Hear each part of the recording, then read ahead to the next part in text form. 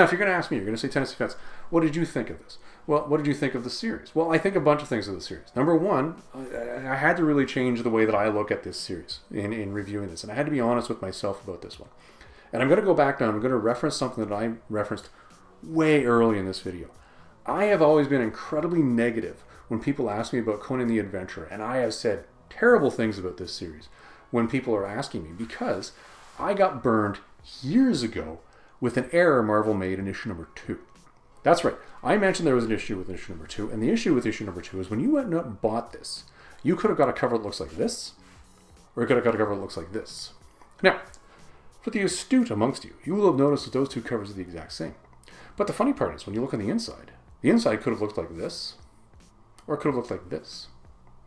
Years ago, when I went out and picked up my issue number 2, I got the latter of the two. I ended up with a copy of Conan Classics stuck inside my Conan the Adventurer number 2 cover. And at the time, I was very angry about that. And I said, I'm not buying this anymore, because I just got miffed because I'm not able to continue my story, and I already had this comic. Why would I want this again? Reading the series now, though, has made me step back and go, okay, set that aside. And really recognize as an older person that what you were thinking as a younger man was probably really angry and just didn't belong there. This series is actually quite good.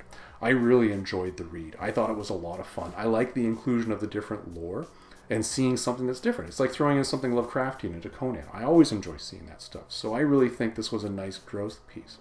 I also enjoyed the growth that came in Conan in the initial issues.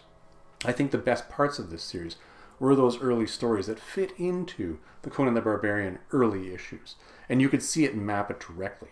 Now that was before we had the artistic change in the middle. And I think the latter end of this, although it was a lot of fun, didn't really resonate to me as much as those initial stories.